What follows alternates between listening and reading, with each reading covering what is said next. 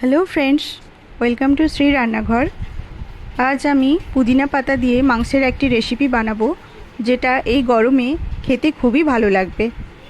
ভিডিওটা সম্পূর্ণ দেখার অনুরোধ রইল।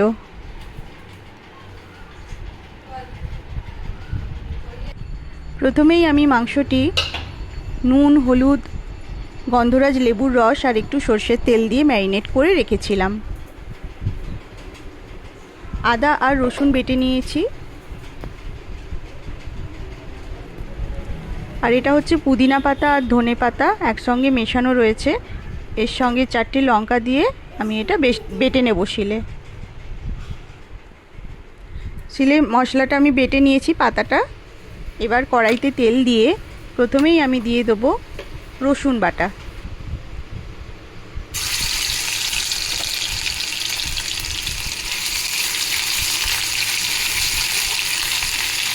রসুনটা লাল লাল মতন হয়ে যেতে আমি এতে দিয়ে দেবো কোঁচানো পেঁয়াজ।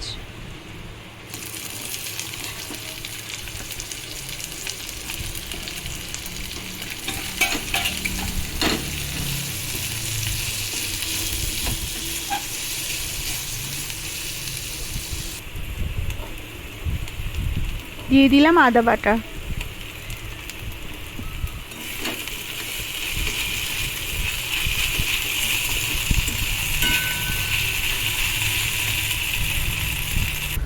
কিছুটা মশলার জল দিয়ে দিচ্ছি, যাতে পেঁয়াজটা ভালোভাবে গলে যায়।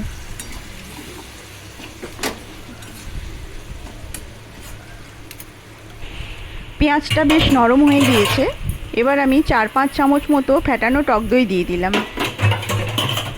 টক দই দিয়ে আমি এটা ঢাকা দিয়ে দেবো যতক্ষণ না মশলা থেকে তেল ছাড়ে।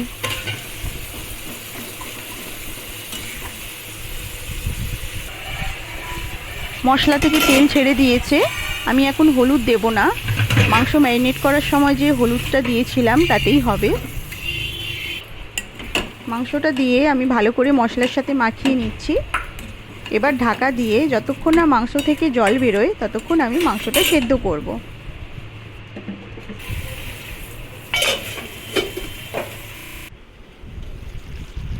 মাংস থেকে বেশ অনেকটাই জল বেরিয়ে গিয়েছে। এই জলের মধ্যেই মাংসটা অর্ধ সেদ্ধ হয়ে গিয়েছে।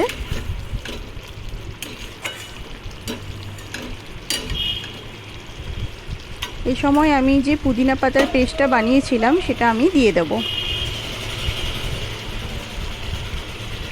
আপনারা দেখতেই পাচ্ছেন পুদিনা পাতা দেওয়ার সাথে সাথে মাংসের যে কালারটা সেটা চেঞ্জ হয়ে গিয়েছে। হলুদ বা কাশ্মীরি লঙ্কা গুঁড়ো দিলে তখন এই কালারটা ঠিকঠাকভাবে আসে না।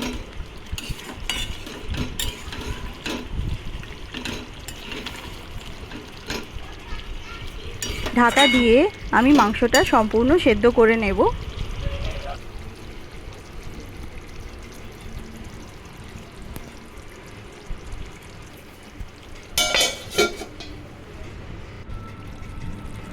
মাংসটা সম্পূর্ণ সেদ্ধ হয়ে গিয়েছে। এবার আমি কিছুটা গরম মশলা বেটে রেখেছিলাম সেটা দিয়ে দেব। ভালো করে নাড়াচাড়া করে আমি কিছুক্ষণ এটা 5 মিনিট গ্যাসের ফ্লেমটা বন্ধ করে রেখে দেব। তো বন্ধুরা, রেসিপিটা কেমন লাগলো কমেন্ট করে জানাবেন। ভালো লাগলে প্লিজ চ্যানেলটি সাবস্ক্রাইব করবেন। Thank you.